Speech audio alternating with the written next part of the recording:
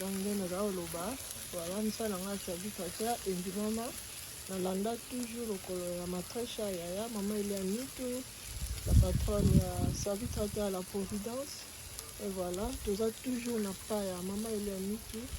na États-Unis la Providence États-Unis ka ndenge alobaka kapesa spécial kapesa serviteur voilà bon hésite te bocontacte biso bobenga biso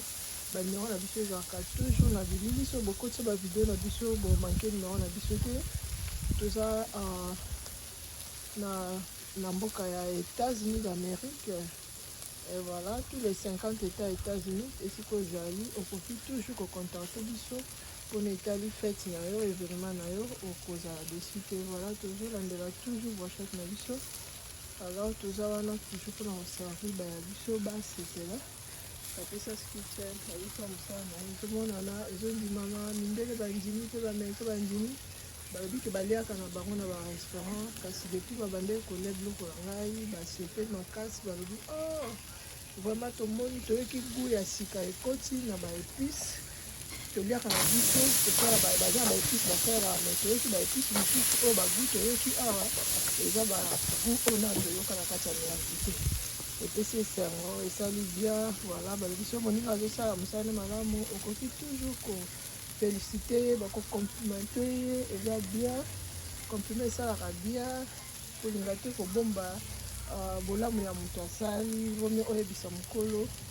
likambo asali wana ekozala bien nde tozosala boye pe bazobetela biso maboko baope baotola bazali problème eza te tozocontinue toujours kokende toujours liboso tokolanda baoyo baluka kokwesa te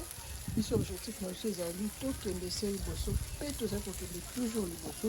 tokozonga site lokola todémarre toza toujours liboso voilà bakontana echec te bakontaka na oyo ezali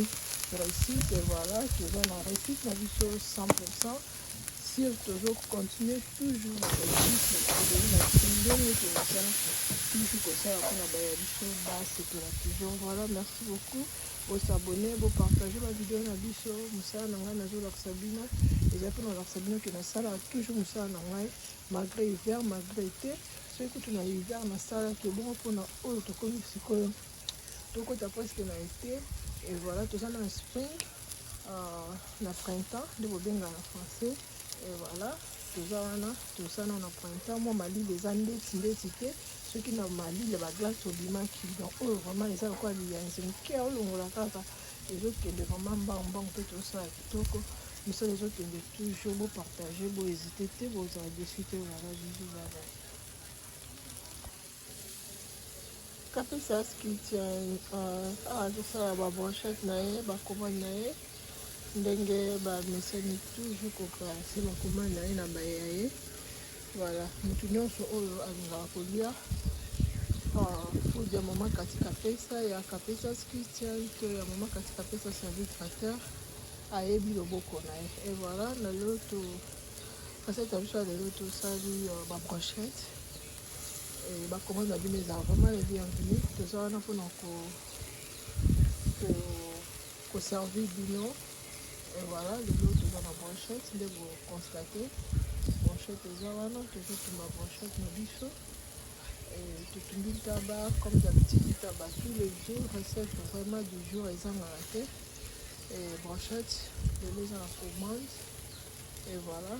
brochette yango tozosala toujours mpona kosepesa baya biso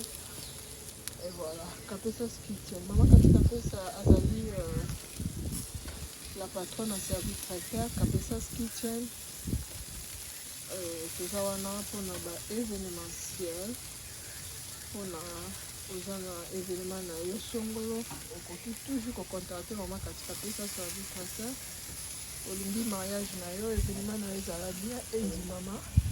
kota bavideo na biso deja batraiteur eza wana pokwa kotala mosala nini mama kapesa asalaka lokola ezali mosala na ngai et voilà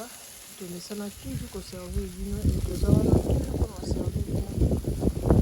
voilà nakoyambana na appel moko Ah oui,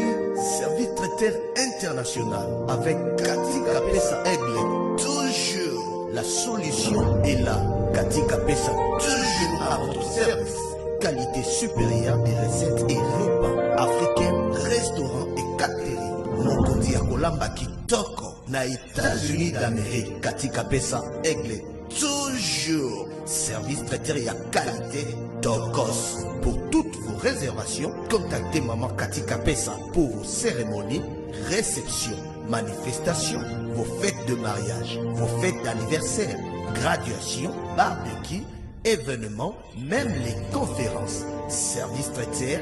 Katika Pesa.